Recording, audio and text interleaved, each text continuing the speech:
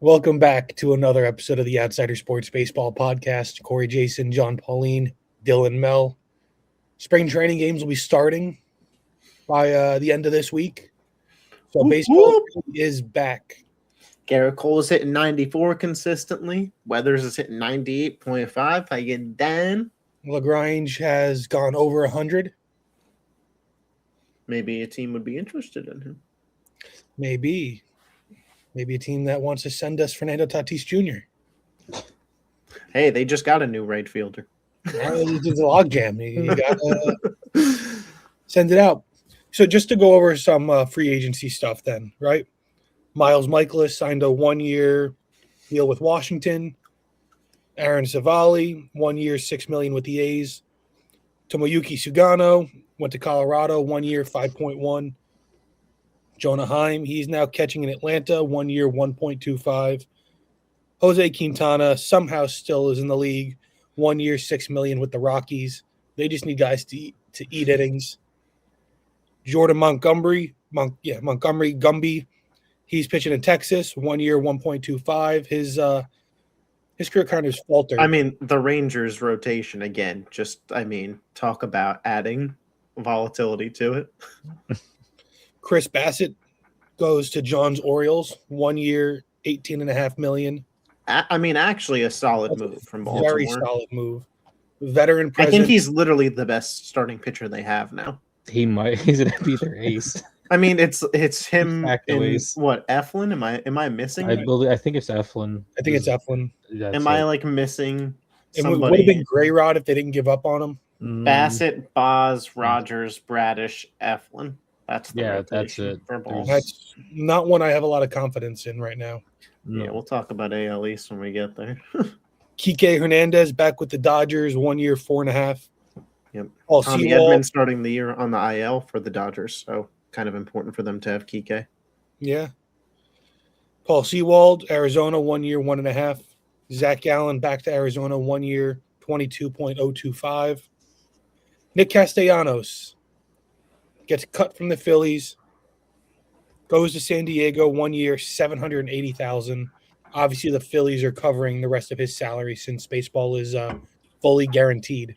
Let me get this out the dugout quick before Yeah. John starts to do the eulogy.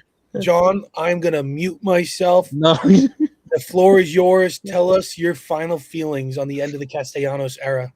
I mean, honestly, I feel like I've always defended him on the podcast, like all the time. I feel like I always defended him, and I thought some Phillies fans are way too harsh on him.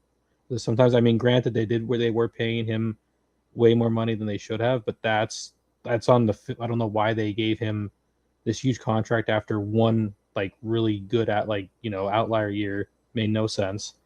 But he was consistent. He's had a couple. He usually hit around 80 RBIs. He had a year over 100 RBIs, but hit consistently 20 over 20 home runs. Batted around 270 usually. John pulling his best Dave Dombrowski in the eulogy, just taking digs at. I don't know why they paid him what they paid him, because he's certainly not elite. Not a lot of elite guys on the Phillies, I heard. Castellanos was never an elite guy. But apparently Bryce Harper. Don't even get me started on Dave Dombrowski. Did you see that they were selling the stuff he left in his locker, like his and his son's stuff? That's crazy. Shirts and jerseys and. I think they did him dirty. I feel like with the teams on this pod, I have to bring it up. The rumors that have been swirling, the trade rumors on Twitter of Bryce Harper to the Yankees for Jason Dominguez and Ben Rice. I think Corey would hate the deal. Well, did you see? Why would I hate it? The Yankees Ben got Rice talked out of trading for love Nick Ben Rice. Castellanos. What, John? The Yankees got talked out of trading for Nick Castellanos apparently too. And I'm What very. are they going to do with him? I don't know, but I don't know. Apparently I don't know what the the plan trade for him, and possibly they could got have been. talked out of it. Yeah. don't Maybe know. they're going to. I could see them doing the Harper deal. I could not I see could them see doing that. the You Castellanos bring in deal. Harper. Rice has literally no position at that point. Dominguez needs a fresh start. And the Phillies could use an outfielder. I think it could be. I could understand both sides doing the deal. Absolutely. I think the Phillies might need to add something just because Harper. Well, that's where I was at. A little bit like. That's why I would be surprised for Dominguez and Ben Rice, because they're both young MLB level players. with high upside. I could Obviously, see Bryce Harper. two, I mean, Dombrowski told us what he thought about him. He's on the decline. no leverage. I mean, I could see the Phillies' choice of one of those two plus maybe one or two minor leaguers. They No would need top more. I prospects. feel like you need more. I could see. But then again, I could see a deal Dombrowski- where it's more of a 3-person, 3 for 2, where the Yankees throw in McMahon and the Phillies throw in Bohm. I think that could be the pathway to doing it, where the Yankees get an upgraded bat at third base. I don't think I would hate it too much. Obviously, not thinking. I wouldn't hate it, but if I was a Phillies fan, I wouldn't like it because to me, it's if the Phillies do it, it's not admitting defeat, but it's clearly trying to bridge some gap of, this team's not the team to get it done. Right. When you feel like going into the year, you're still trying to compete in the NL. That to me would feel like, hey, we're probably not going to compete for the next couple of years with the Dodgers where they're at. Let's get some young pieces and try and, if they get hot at the right time, we could make some noise. Well, it sounds like that's what Dombrowski wants to do anyway. Because I mean, he's basically. That's why I said we had to bring up the. I mean, he rumor. showed his cards with Castellanos and said that you're not going to be on the team, and then let him sit there, and then no one. Who's going to trade for him when you're like, we don't want him? Yeah, I mean, listen, I'm sure if the trade happens, we'll make an emergency pod for that. But I'm like, he's 33 right now. And then he's got 6 more years left on his contract, including this upcoming season. So yeah, I think you'd get to a point where he could DH, but then you're just definitely keeping Judge in the field and not allowing him the DH eventually. But I do think Bellinger to Judge to Harper is an attractive 2 through 4 in a lineup. I mean, Harper has spoken about batting, in a same lineup as Judge. He's already putting those feelers out there. Yeah, Bryce Harper's. To me, what's most concerning is Bryce Harper's comments about what Dombrowski said. Like, he was willing to air his grievances to the reporter, which that's the only reason I think it's worth giving this some attention. Yeah, because he's clearly frustrated, and Dombrowski, like John mentioned, has clearly been open to the idea of moving off of that core that they had that made that World Series versus the Astros, and where he feels like that was the peak for them. It's time to hit a little bit of a reset while not completely rebuilding, which I also think is a fair strategy, by the way. It's just he hasn't done anything. I mean, the biggest offseason move this year was just basically re-signing Schwarber, and they haven't. Well, they were from all reporting, they were at the 1 yard line with Bichette. Yeah, like the Mets came in at the last second and were like, but then money they doesn't exist exist to anything else though. But then they didn't. But I don't blame them for that too. But I guess we had me and Corey had similar conversations about the Yankees where it was like, if it's not going to be the big guys, don't waste the budget on guys just to waste the budget on guys. But then you have the fact that they just let Castellanos go in 8, basically. I think. Well, yeah, that was just because they talked too much. They talked too much. Well, what should happen when the incident happened in the dugout? They should have just traded him immediately and been like, I'm surprised because of the incident that there's no potential to void part of his contract. I know that in the MLB money is guaranteed, but I would imagine there are select stipulations where money no longer is guaranteed, or at least not guaranteed as a cap hit towards the team. Yeah, I wonder though, what is the I don't think around how long you have until you file that grievance? Like that happened in June last year? Yeah, I guess they were just like, hey, we still think we can win a World Series. We're not going to try and screw this up. And to be fair, to them, Castellanos was kind of the third best bat in the lineup for the playoffs. Well, actually, in the playoffs, I think he has the same amount of RBIs as Schwarber's had with the Phillies in the playoffs. 20 RBIs, 5 home runs total. Yeah, so this whole tenure, which is I do think it'll be interesting to see if we do see the Phillies make a move. This would kind of be similar to what we saw the Cowboys do, trading Micah Parsons to the Packers right before the season. I'm wondering if because I wouldn't put it past them to make a move like that either. Yeah, I mean, you do see big moves happen in spring trading. I mean, I remember the Yankees traded for Josh Donaldson in spring trading.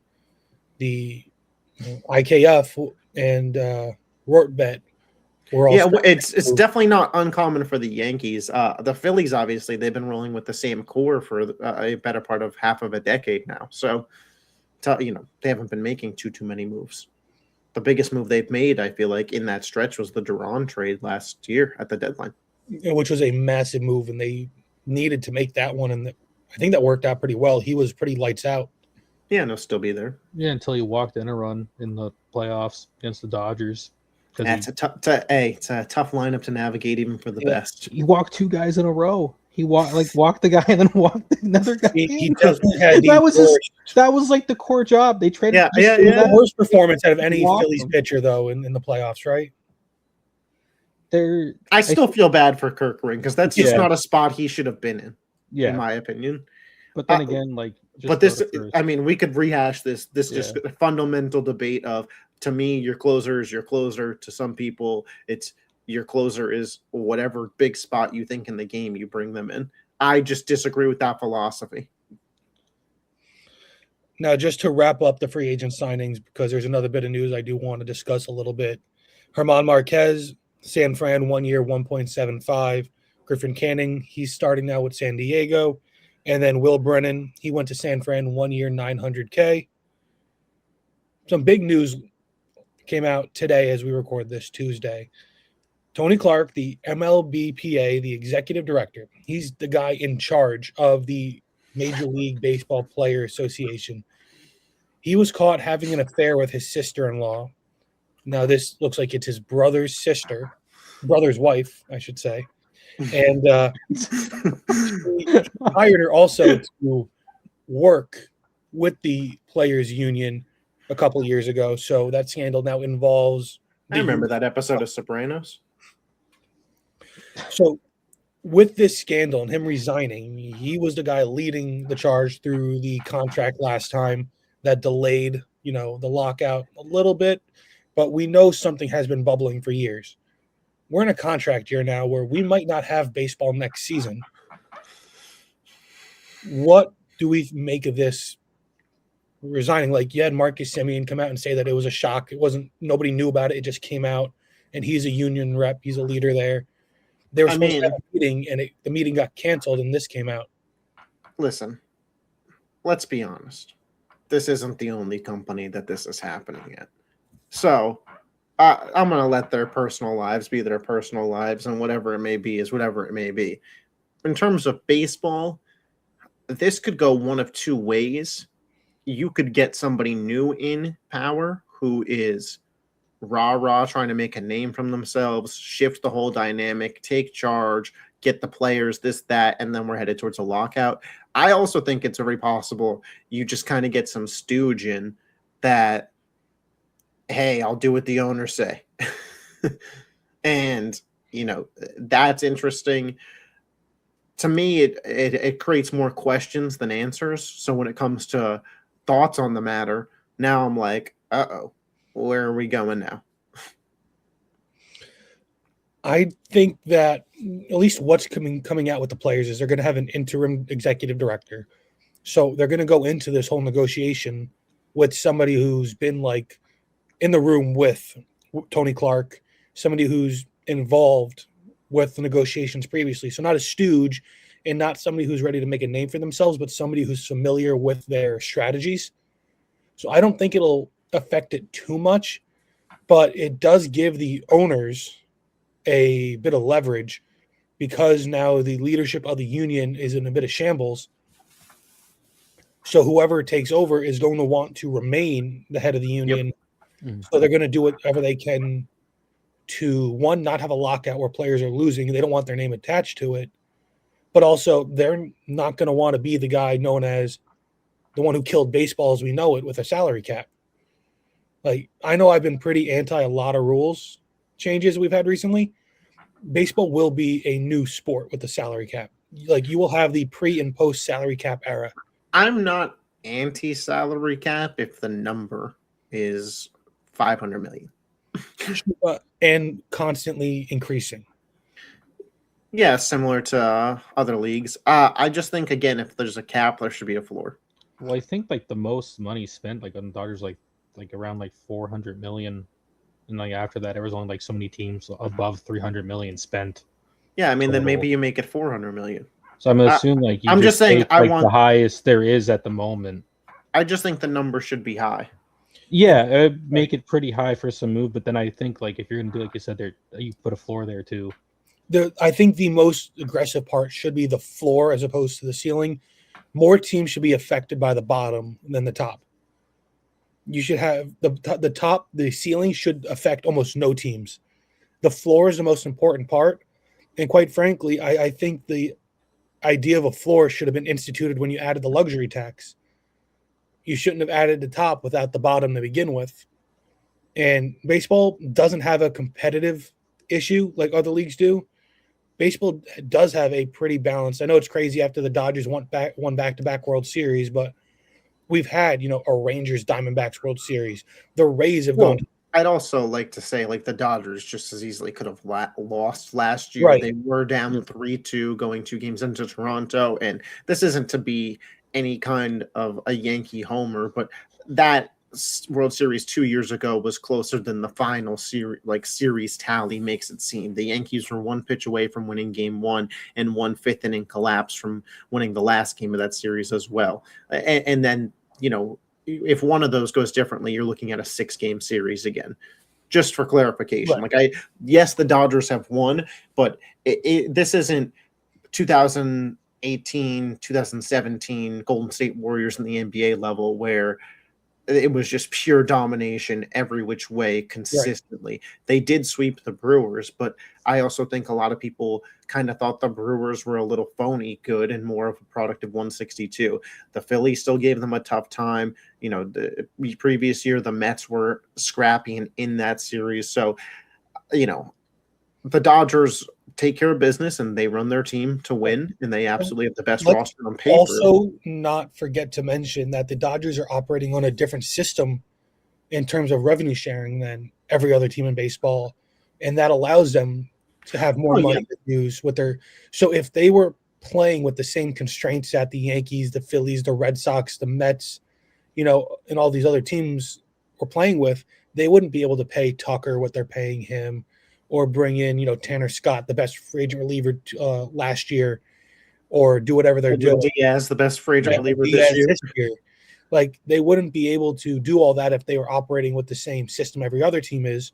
So I think the Dodgers, as an example, needs to be thrown out the window because it's just not a fair comparison. Well, I think it's possible you see, those rules be changed in an effort to create a more balanced system, because I don't want to say unfair, because what the Dodgers are doing is completely legal under the current bounds, so it's within fair. It's just something that every other team isn't doing, can't do right now, based on whether or not ownership doesn't want to give up certain things. They don't have enough liquid cash. Like, it is what it is. And if you're the Dodgers and you're trying to win and you have a competitive advantage, you take it. But if you're, every other team in the league and you're like, we're not going to have that competitive advantage, let's rule it out. I guess that's what happens, in college basketball. When Kareem was playing, they banned the freaking dunk. So it happens. Like, it's just, if it's going to be 29-1 in terms of, hey, every team's like, hey, we can't do this and the Dodgers can, banned. I think it's also more that was the commissioner's office giving them special permissions in order to stave off bankruptcy, and the Dodgers are abusing that special permission where they don't have to give up their revenue share money like the other teams do. And so I think the Dodgers, as an example, needs to be thrown out. You want to look at the Astros and their little mini dynasty, or the Giants, a decade ago. They could have lost every single one of those. Baseball doesn't have a competitive, balance issue. Mm-hmm. And it annoys me when I keep seeing that, because you use the Dodgers, and the Dodgers. They won 2 in a row. They won 2 in a row. They've lost 2 other ones in the last half decade or decade. I'm just saying, we're not sitting at a team that's won 5 straight. Right. You have the Warriors in basketball. Basketball has a big problem. But the Warriors won 3 out of 4. And in the middle of those 2, they added the 3rd best player in the world to a team that had the 2nd best player in the world.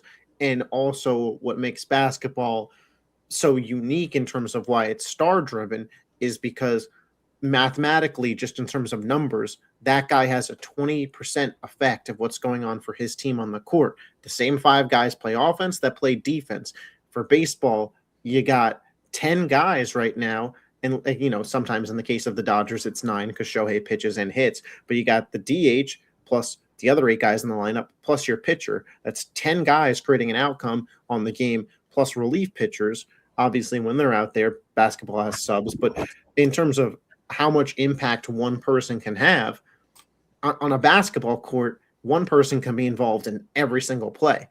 Kyle Tucker in right field, if a ball is pitched by Ohtani, smacked into left field by Juan Soto, in between the left fielder and the right fielder, like Kyle Tucker will have no effect on that play. It just can't happen like that in basketball. So one player doesn't make the same difference in baseball that they do in basketball. And that's the thing. There's no competitive balance issue. We have teams that are good. The Reds don't spend much money. They made the playoffs last year. It's the Brewers. The Brewers spend. They just won the most games last year, and it's just a collection of good baseball. I mean, listen, the Blue Jays spend money, but going into last year, nobody looked at them as on the Dodgers level. Yeah. They were up 3-2 in the World Series with multiple opportunities to win the World Series. So I think a salary cap doesn't do much to fix what's actually wrong with the sport. I just think it stops. But I think where we're going to be at if we don't put a salary cap is all the biggest teams will eventually have some form of a Steve Cohen or a Dodgers ownership group, and they're going to squeeze the life out of the smaller teams. So what you're going to see is Yankees, Red Sox, Mets, Dodgers, Phillies, Cubs, maybe even the Angels potentially, if that's you're going to see a set of 8 to 12 teams that get good ownership groups, a set of 20 teams ish that don't. 10 of those 20 are only in it for the profits, and then it's just the same playoffs over and over and over again with different outcomes of those 8 teams. And that's the issue, not so much on the top teams like the Pirates and the Rays. They don't spend when they do have the money. Yeah. They refuse, and that's a bigger issue. I will give the Pirates credit, though. I thought that they actually did pretty solid this off. I know it's it was a running joke. They were in on Schwarber. No, I don't think I'm falling for a trap. I think that they finally had enough good homegrown guys that they were like, it's actually worth it to spend money with this team because we can compete for the playoffs. I mean, but then you look at who they added, and we'll talk about that in a little bit. Did they really add? I didn't think it was a great free agency, though. To be fair, when you say who did they add, it wasn't a loaded class. And the guys that did get paid in terms of an AAV, I would argue were all overpays. True. I can agree to that. I can see where the Pirates are they offered Schwarber a similar deal to what Philly did. He just wanted to stay in Philadelphia. But, we talked about it with the Yankees. We don't want to pay Bo Bichette $60 million a year. And that's as a team that is used to spending. Well, so the Pirates, why would they ever match that offer, even if they're more on the safe side? But when your big free agent is Ryan O'Hearn they made a trade for Brandon Lau. I thought that was a good trade for them. Sure. I just think that the teams that are on the lower end, like the Diamondbacks. And they brought in Ozuna. And a ton. They brought in Ozuna from the Braves. We'll talk about them in a second, though. Right. I just think that it's the teams like the Marlins who, as soon as they get good players, they ship them off. Yes, that's the problem. That's the problem. Nobody has any shred of hope that Paul Skeens in 8 years will be a Pirate still. No, not as things currently. Unless he just absolutely loves the city of Pittsburgh. But the money just would make him leave. I mean, just to face it, Paul Skeens will either be playing in Los Angeles, New York, Boston, or Philadelphia. This is why I think a cap and a floor isn't a bad thing. I think that the cap, especially without having any type of cap system in place, hurts because how do you? I think you have to set it 5 years in the future. I think you have like if it got indoctored like this off season, you'd say by 2031 your books have to be here. Like I don't think you could just be like 1 year. You got 1 year to dump all your contracts. Like And I would probably put it higher than whatever the top salary. and maybe you now, you like, gradually move it. and you can bring it down if you want. I But it just has to be a think gradual that thing. the owners would like it as low as possible. Like you can't tell me you don't think Well, that's where the Al argument Steinbrenner comes. will want it at 275 million. Well, this Right? is where, And then the players Yeah. will be like, we want none. So then yeah, you because the players want their money. has And this always is what- been the and one then topic somebody that then you have to players- have somebody come in Right. and say where's the average salary cap now, 375, inflation, da da da da da, let's set it at 423 when you have- dollars for But when you start 2031. with a one side wanting a cap and the other side wanting nothing to do with it, there isn't really much of a meet in the middle, especially if this has been the one issue. That's what we're gonna find out. Right. Especially if this has been the one hot button issue that the players union has been steadfast. They will not add a cap. And I do think that we can legitimately lose next season of baseball. The players have been preparing for this one. The owners are tired of it. We're going to hear the answer. it's just Something's the fact gotta that give. you Owners have have to actually guarantee never the won. players their money. I don't believe in any type of union ownership like SmackDown. In any of the negotiations, the owners have never actually won versus the players. The players usually have always come out on top. So Well- I wonder if this is going to be the year it changes. I And I mean, do think it will be a very pivotal moment in the sport. yeah, I mean, we see differently. We'll see how it plays out. But let's go on to the NL Central. Very, very top-heavy division. 3 playoff teams last year, so nothing to scoff at. Last year, the Brewers in 2025 led the league, 97 and 65, followed by the Cubs, 92 and 70, the Reds, 83 and 79, the Cardinals, 78 and 84, the Pirates, 71 and 91. The Reds, they were the 6th seed. They lost the NL wild card 2-0 to the Dodgers. The Cubs, the 4th seed. They beat San Diego in the wild card 2-1, but then lost to Milwaukee 3-2 in the NLDS. And then Milwaukee, the 1 seed. They had the best record in baseball. They lost 4-0 to the Dodgers in the NLCS. They got swept. Yeah. Yeah. After all the talk we just had about parity. But the Reds made the playoffs. Yeah, I mean, listen, the NL Central, I think a division that a lot of people predicted 1 playoff team, maybe at most 2, represented with 3. So a good year for the Central. If we go back to how we predicted last year, The old notebook. the old notebook, I got it all over here. Dylan, you had the Cubs winning the division, Smart. followed by the Reds, Not smart. followed by the Brewers, Smart-ish. followed by the Pirates, then Cardinals. John, you went Cubs, Reds, Pirates, Milwaukee in 4th, ending with the Cardinals. Dylan, mine and yours were very similar. We just flipped. I had the Reds winning the division, followed by the Cubs. So I'll give myself kudos, and all of us really, that we all thought the Reds were going to be good. Did you have Ben in there? I do have Ben. Ben went Cubs, Reds, Pirates, Brewers, Cardinals. He had the same exact Same as John. There as we go. John. So I don't know. I think we all thought that they could have had more than one playoff team. Yeah. I think that we all probably capped it at 2, though. But Yeah, I thought 3 was Yeah. a stretch, but we definitely had the right idea between which teams might have had a chance to be good. So let's start it off with the Pirates, who have one of the most exciting players in all of baseball in Paul Skeens, the reigning Cy Young Award winner. They added in free agency Marcell Ozuna, 1 year, $12 million to play DH. Jose Urquidy, starting pitcher, 1 year, 1.5.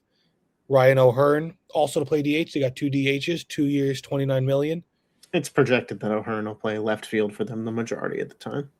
I'd like to see Ozuna get some more action in the field. The projection is on Fangraphs, at least, for Ozuna to Yeah. DH and O'Hearn to be in left field, him and Magnum to split time. So maybe a righty-lefty split there. Gregory Soto to relieve, 1 year, 7.75. They traded for Jake Magnum and Brandon Lau, Mason Montgomery, and Josh Nixon Garcia, the password.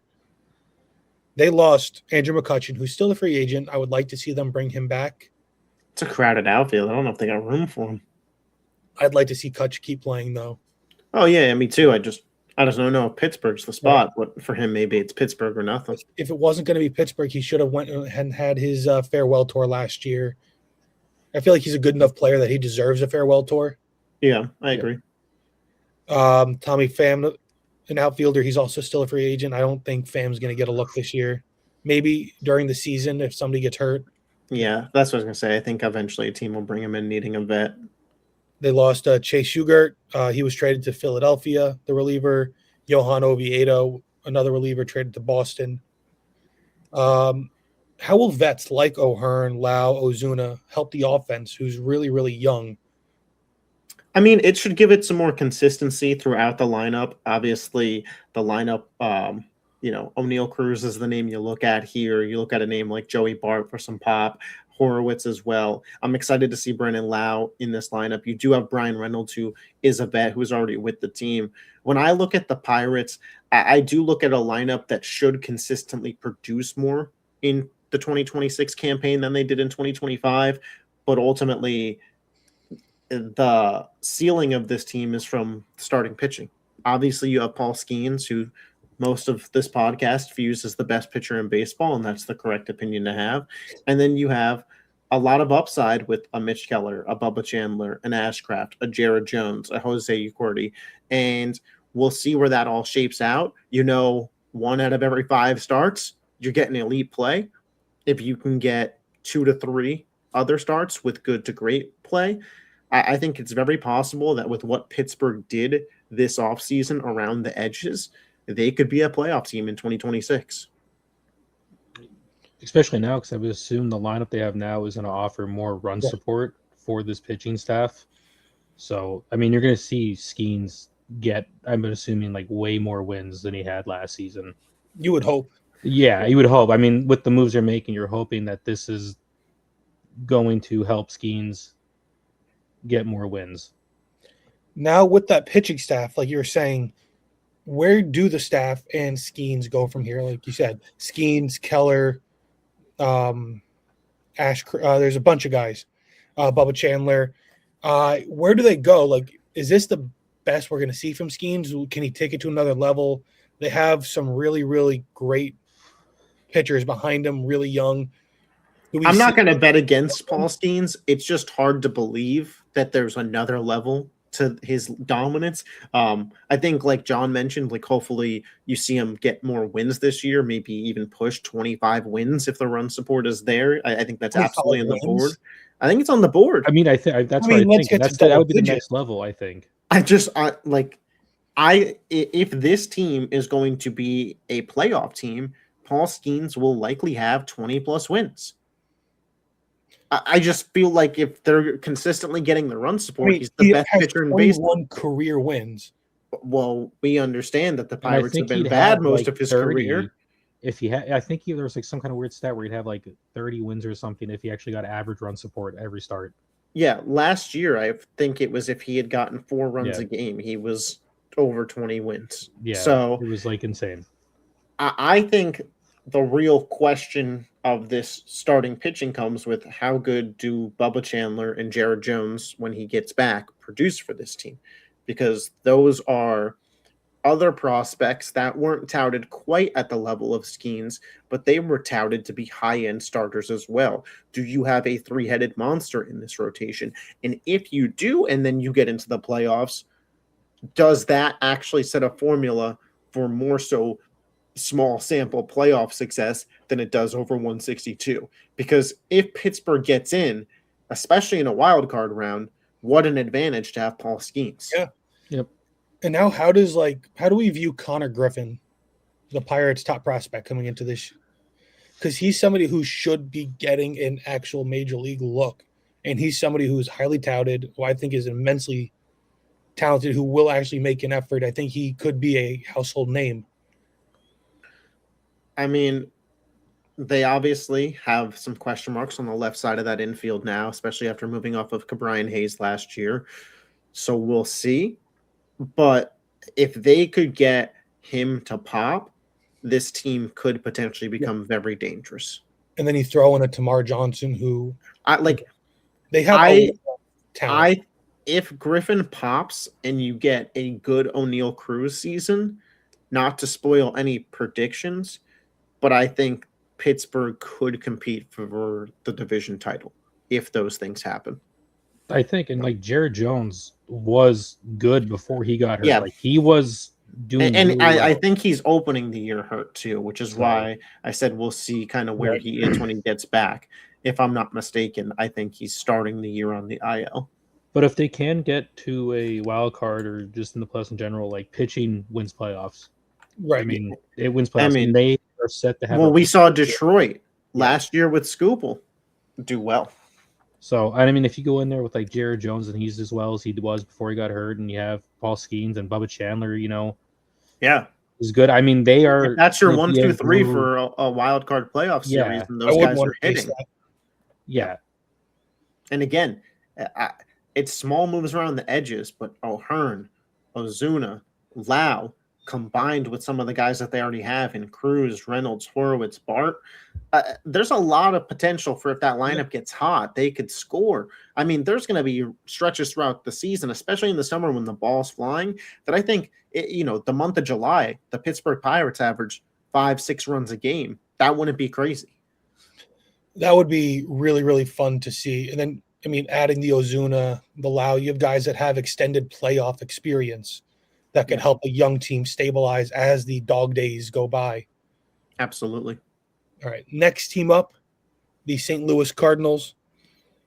They added in free agency Ryan Stanek, reliever 1 year, $3.5 million, and Dustin May, the starter 1 year, $12.5 million. That's it. Trades. They added George Soriano from Washington, Justin Brule from Cleveland, a reliever, Hunter Dobbins from Boston, whose dad did not play for the Yankees. And then Richard Fitz from Boston, a pitcher. They lost Miles Michaelis to Washington. They traded Sonny Gray to Boston. They traded Wilson Contreras to Boston. Nolan Arenado shipped out to the desert in Arizona. And then Brendan Donovan traded to Seattle. They're going to be a much, much different, much younger team. So the first thing I really want to ask you guys is, how long do we think this rebuild could last? Because their farm system isn't bursting at the seams either, but they do also have one really top and great prospect in J.J. Weatherholtz. So what do we think his role could be, and how long do we think this downturn could be for the Cardinals? I mean, you hate to bet against an organization that has such a rich history of being good. I mean, like you said, I'm glad that you're asking it this way, because let's just be honest about this year. It's not their year. And they know it though. They actively tried to get younger. They've actively brought in prospects. Maybe on paper it's not the best, but we've seen it in baseball. Sometimes there's guys on paper that pan out. Sometimes there's guys on paper that don't pan out. On Twitter the other day, there was that picture going around of Mike Trout in his early MLB The Show days, where everything about him in the scouting report is this guy is at best just average and everything. And then he ends up being Mike frickin' Trout. So I'm not going to sit here and bet against the Cardinals. They've shown a history of knowing what they're doing. I think it's possible that this could be a 2 to 3 year turnaround before this team is frisky and competing for the playoffs again. You have a guy like Mason Wynn and Jordan Walker who are interesting pieces. I do think it's possible you see a Lars Nootbaar and a Jojo Romero even moved at the deadline to bring in more prospects for this team. Absolutely. So to me, if I'm a Cardinals fan, I'm going into the year. I want to see the kids play as much as possible, and I want to see who looks like a foundational piece of our future and who doesn't, and get a more clear picture of what the 2027, 2028, 2029 Cardinals will look like. Because also, it's going to be not a good team. You talk about the prospects that they don't have right now, they'll be picking at the top of a lot of rounds of the draft, if I had to guess. Yeah. I mean, right now the Cardinals are just really seeing who they have with a lot of these players, and don't say who's going to be the core foundation there and who they're going to build around. and stuff. So I mean, you're looking at, I think, at least 3 years at least before you start to see them get good, and you're like, maybe they're going to start doing stuff. Maybe you're going to start seeing flashes. But I mean, there were other teams where, like, if they start hitting on players, like, I mean, previously, I mean, just like younger teams where, like, they got good really quick and then kind of fell off and stuff. So it's like I mean, Orioles, like, we thought they were getting up and then they kind of just fell flat because they decided they want to do pitching. But I mean, well, we'll see where they end up, but look at the team that we just talked about, the Pirates. I mean, the second that they got Paul Skeens, everything changes. One good player to build around. If they get one good player to build around, and you build a core around, like, build your team around that player, get a good core together, I mean, you're competing for a playoff spot in, like, about 2-3 years, like you said. And I do think it's, I don't think 2026 is going to be a great year. I don't think 2027 is going to be a great year. But as we get closer to the end of this decade into the beginning of the next, they could put themselves in a position to have quite a nice window, because they're also an organization that has been known to spend money when they can. So they're not going to have that working against them. You're hopeful that they'll have a lot of young, controllable guys, especially in the early rounds of the draft. They could have multiple top 5 picks. And I think that the timing of things also, you don't want to project too far ahead, but 2-3 years into the future, the Cubs with guys like Bregman and Swanson, you know, who knows where those guys are at age-wise. The Brewers, I think they might be taking a step back as things currently stand if Paul Skeens is gone. We're going to talk about the Reds. They're also a young team, but St. Louis could find themselves like, hey, we're kind of the young, fun team, similar to what the Reds were last year. Yeah, I mean, they're in the position right now where they're going to start getting good when the other teams are going to start going on the downswing. Yeah. So I think that's why they visioned that timeline and said, let's be bad the next 2 years.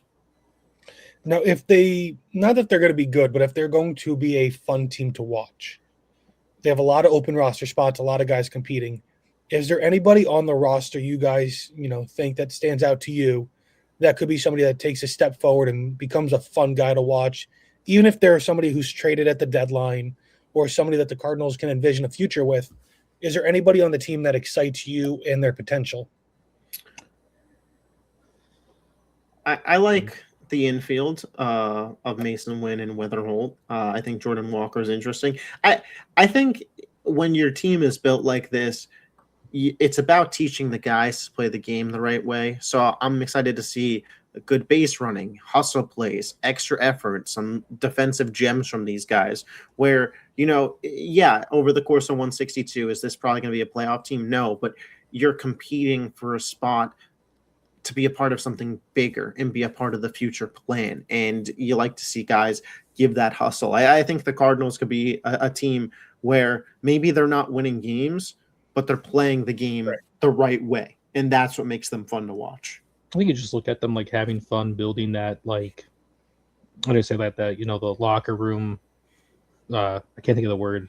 Like, they're going to be a very young culture team. Yeah, they just got to build, watch them build the culture, see who steps up and becomes like the leaders on the team with the younger guys, like who's going to be, who's going to step up. And I think you look at your rookies like Weatherholt and stuff and seeing if they're going to step into the role that they're projected, to have. So you're just looking at all these rookies, young guys, and seeing what they can do, if they play good, how they gel, what the locker rooms, like the culture's going to look like and all that. Mm-hmm. So, because that's really going to set the tone for how they're going to look down the line here.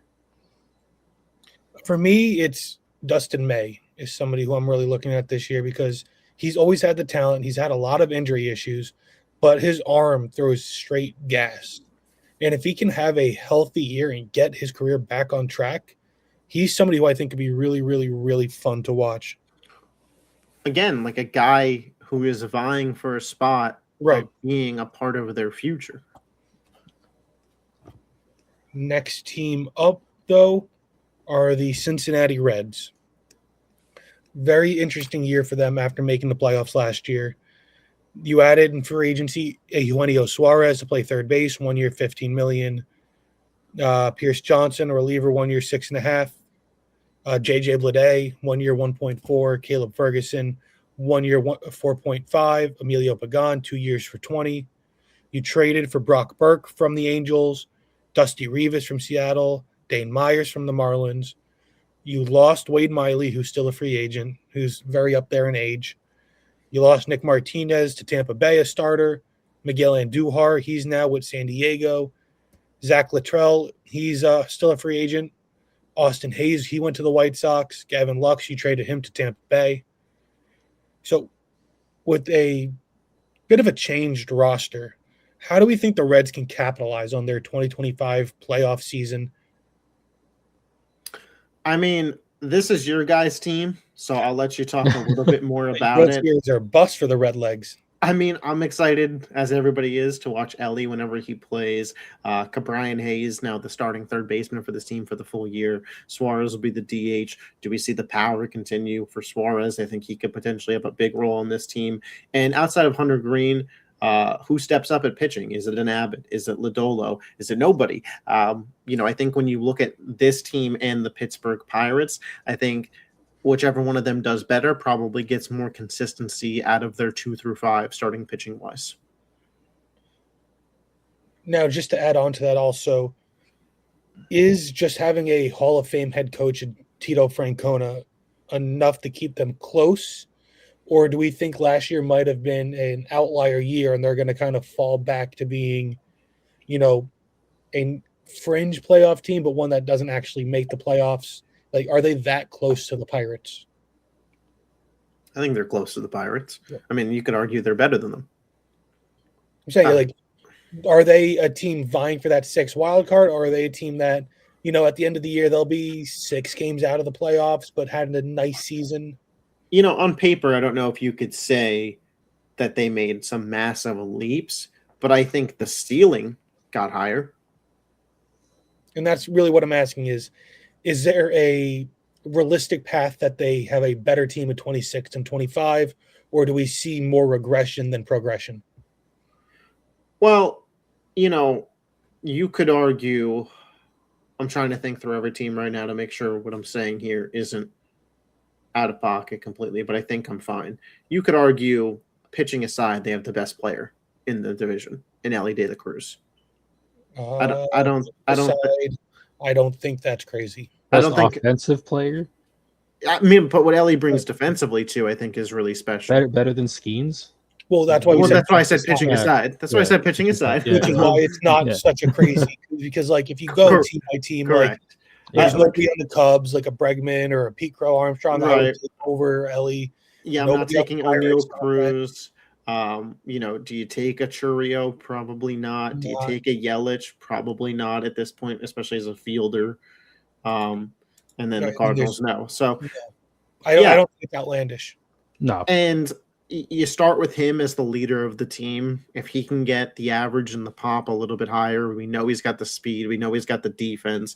Brian Hayes, I think getting a full season here next to Ellie could be really important. You talk about the power numbers that Suarez can provide. Stevenson at catcher is a solid piece as well. I like their outfield.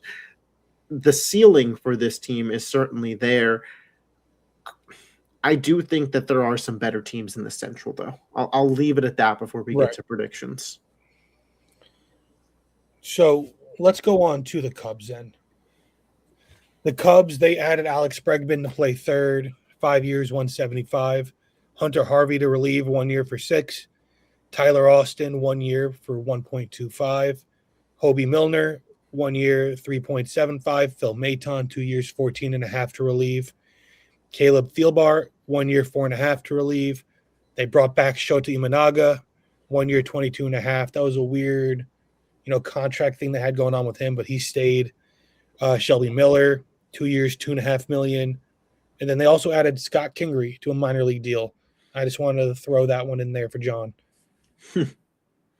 But they also traded for Edward Cabrera to shore up their rotation from the Marlins. They did lose Carlos Santana to Arizona. Brad Keller went to Philly. Kyle Tucker went to the Dodgers.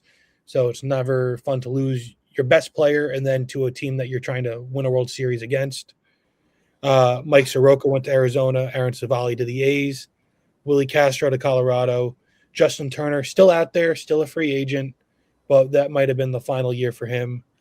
Owen Casey, you traded him, one of your top prospects, to Miami. and then Andrew Kitteridge you traded to Baltimore. So, how does the offense change when you substitute Bregman for Tucker? Is there a net positive there, or does it kind of drop down a little bit? I'm almost net neutral on it, to be honest, offensively, because Tucker didn't have the strongest year in Chicago. So for this team specifically, I think that it's more of a net neutral. I think obviously I'd rather Kyle Tucker and the ceiling he presents as a player, but for this team, I don't think much necessarily changes. I think when you look at this team's lineup, and then you look at the division, the Cubs basically decided it's our year to win this division. We're going to go all in on this lineup specifically. Right. You know. Yeah, it's funny you bring that up because they do have Imanaga, Happ, Suzuki, Horner. They're all free agents at the end of this year. So this seems to be like, is this a 1-year window for them?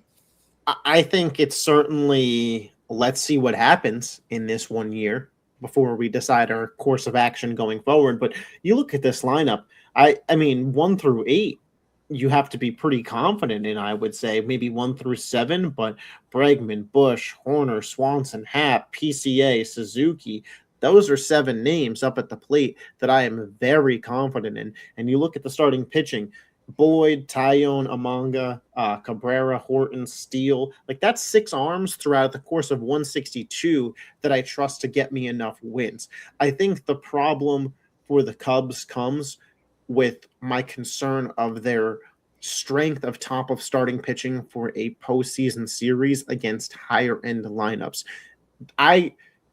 When you look at this team, they would have to be in shootout level games, high scoring level affairs against teams like the Mets and Dodgers, specifically when I look at those 2 lineups, even to an extent the Phillies and Braves, but really when you look at the Mets and Dodgers, that this team, they feel all in, which I think is fine, but they also feel like a team that should be all in on whatever the big name starting pitcher is that's available at the deadline.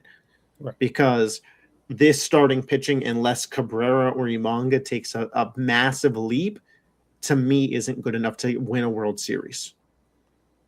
Nope, but it's good enough to win the division. Ooh, maybe. No. I think it certainly has that potential. They're going all in on this year. I think if they don't play as well, we are going to see a step back in, next year and the year after from the Cubs as they reevaluate themselves. Yep. It's a very pivotal year because they do have a lot of key pieces. Like I said, you have, as a free agent, Imanaga, Ian Happ, Seiya Suzuki, Nico Horner, all very big-time contributors. Bregman, another year older.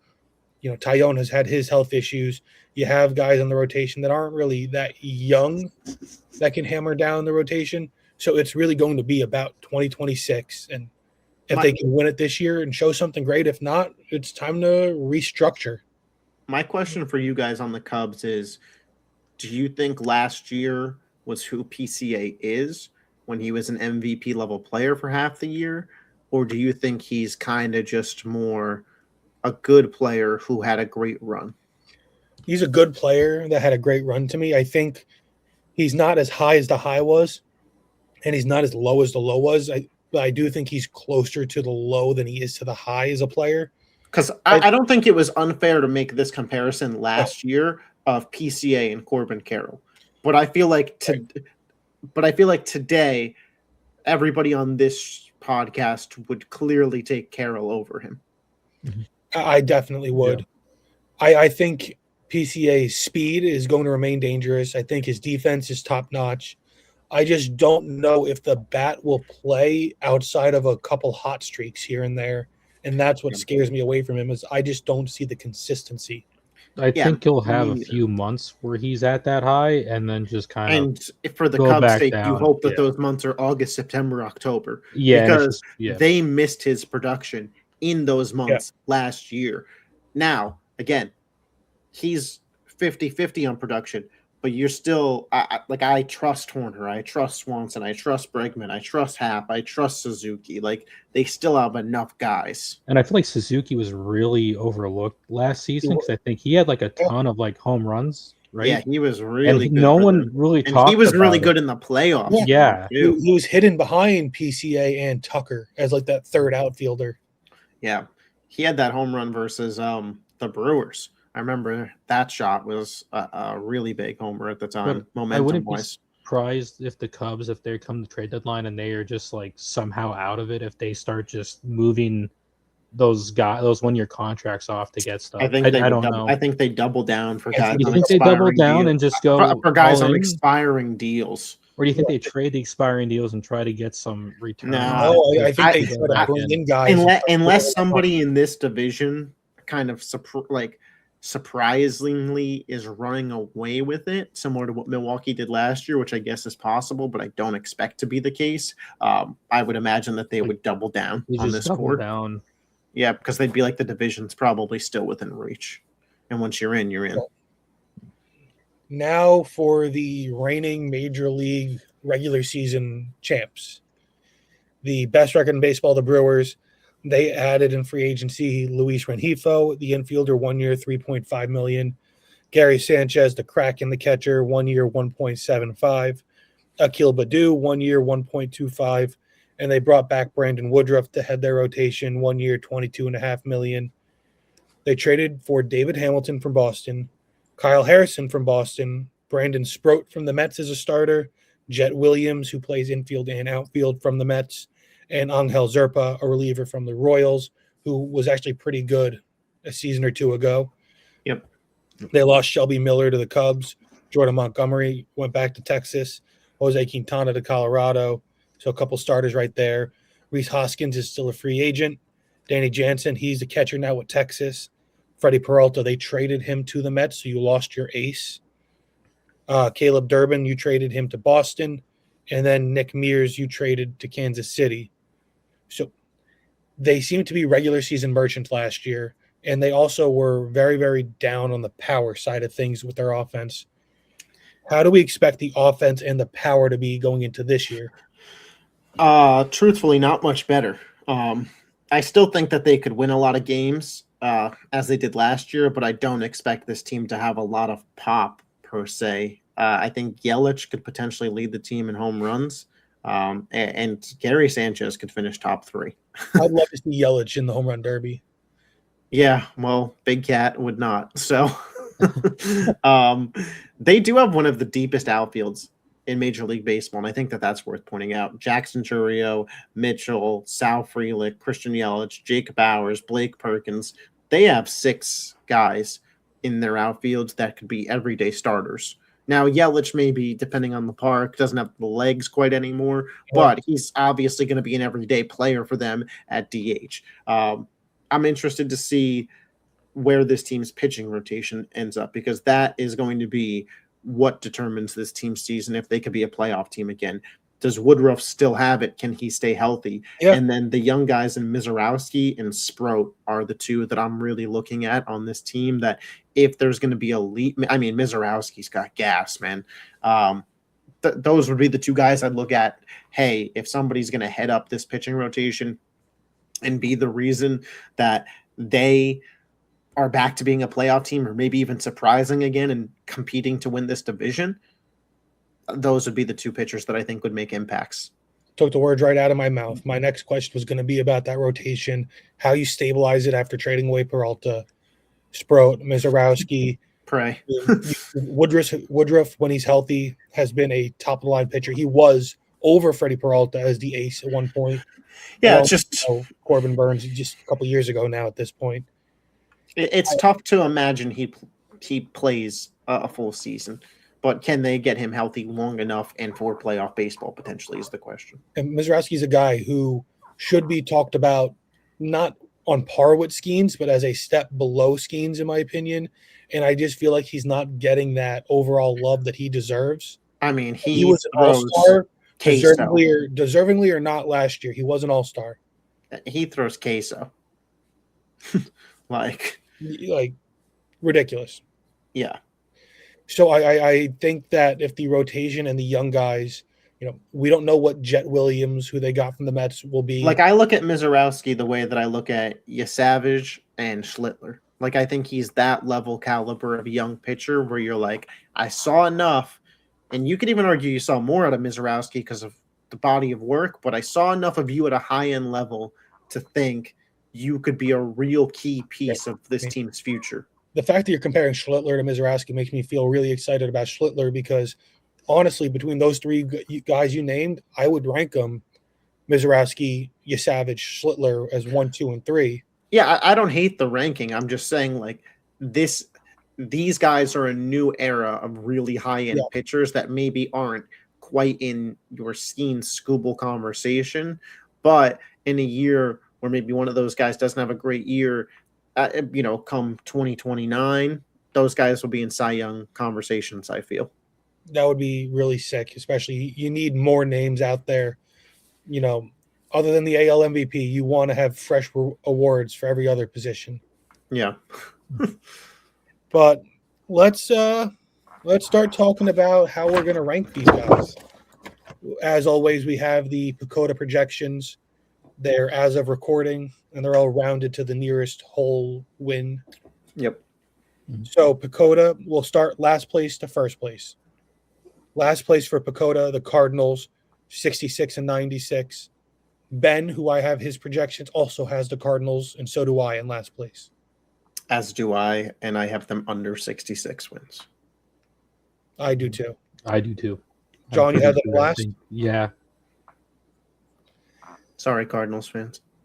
Well, I mean, we kind of all agreed they were in a rebuilding. Yeah, we did our best to look at the positives for you. So. Did better than we did with the Angels.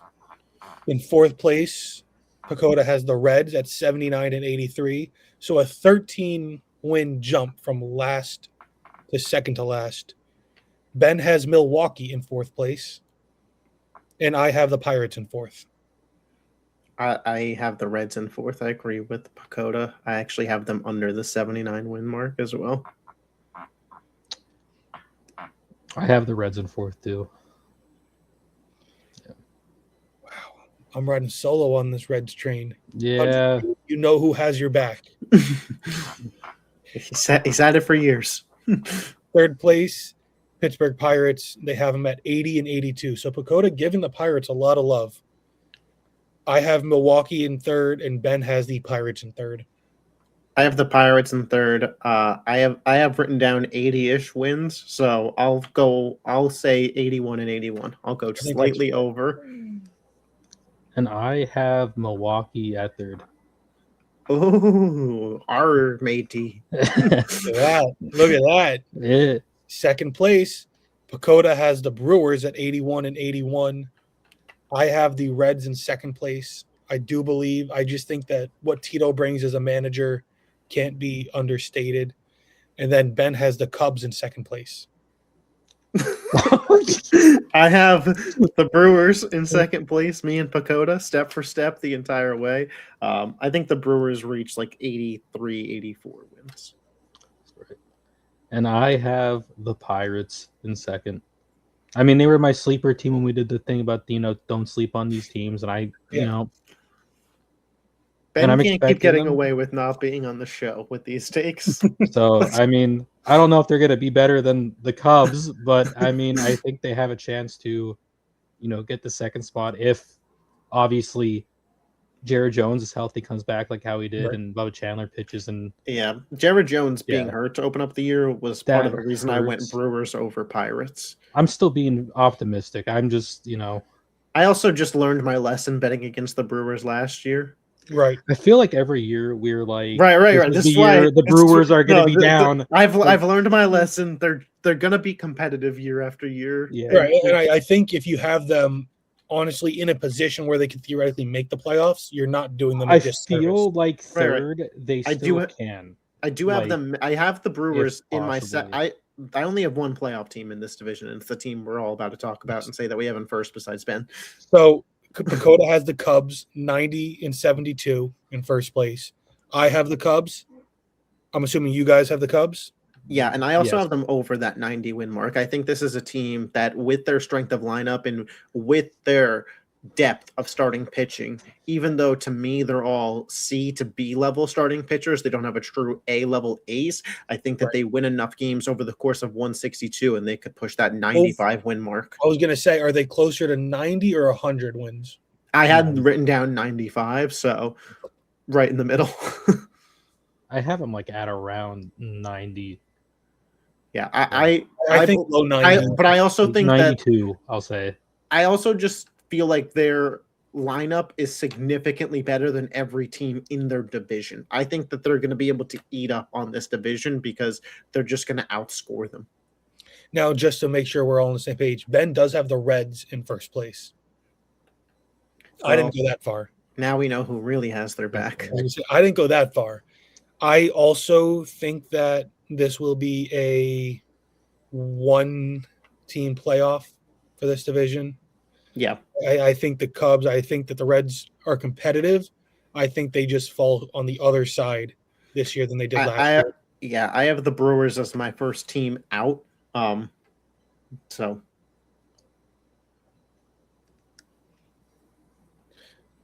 John, what about you? I think with my other predictions for the rest of the teams in the NL, I believe I only have this at one team. I would really like to put it at two, but I can't with some of the and you know, NL Central, you proved us wrong last year. Can you do it again? I mean, it's very likely. I think you may be a two team, but most likely one.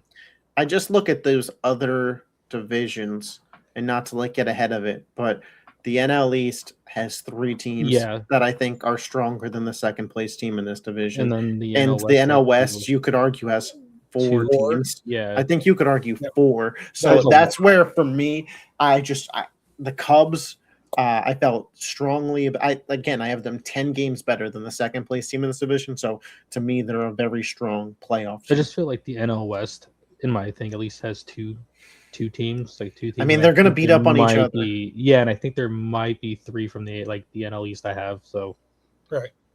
So I mean, you never know, but there's 7 teams for what is it? 5 spots.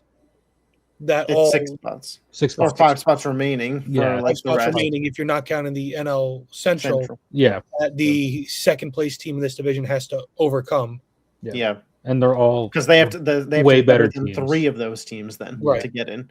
So that's where it gets tough. That's what gets dicey. It's a lot of young teams that are in this Central, so you'd be projecting a lot of growth. Did Ben tell you if he thinks the Cubs are a playoff team or just the Reds, or you didn't get that? He did not tell me that. But he needs to get on, to get him back on. Yeah, I mean, we need to have an episode that's like a Ben Mandel Q&A where we're just like, why are the A's number 2? Why are the Reds number 1? Why do you hate the Houston Astros? And this is only 2 divisions in.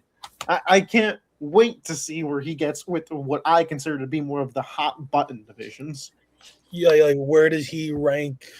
Any of those 4 competitive teams in the NL West.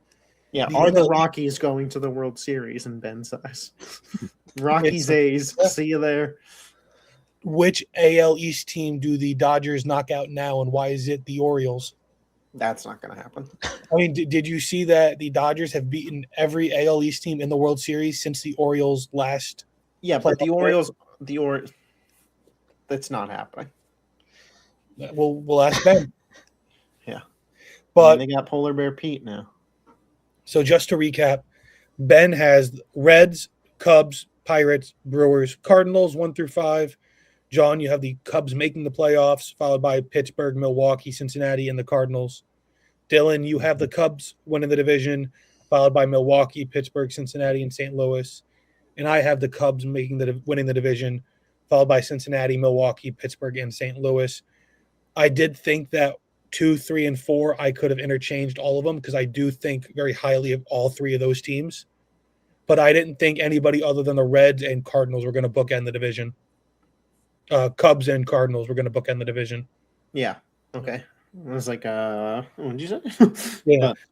I thought the Reds, Brewers, and Pirates are all close enough together in my mind where they could really be 2, 3, and 4 in any order.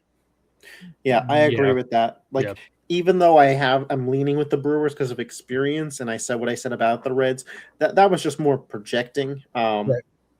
like I had to pick one team to be bad, and I was more confident in Milwaukee and Pittsburgh. But we talked about it in Cincinnati's portion. In obviously the reasons Ben picked them to win the division. There's a lot of young talent there.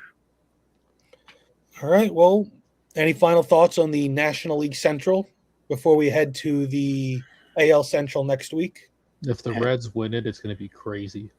Prove us wrong again. Prove us wrong again, NL Central. Ben's going to have like the A's in the World Series. A's Reds. A's Reds World Series. It'll be A's Mets. He's picked the Mets every year of this. And this might be their best team that he's had since we started predicting. So I don't know why. If he picks against them this year, I'll be lost. All right. So that'll do it, though. Dylan, Mel, John, Pauline, Corey, Jason. We'll be back next week. AL Central. Spring training games are starting. I don't know about the Phillies, but I know the Yankees play on Friday versus Baltimore to start it off. And you have ERC on the bump to start it off, and it is exciting. And then World Baseball Classic coming up next month, too. Keeping an eye on that. Really want to see Judge take over that Captain America mantle. It's going to be very, very fun. But for the Outsider Sports Baseball Podcast, signing off.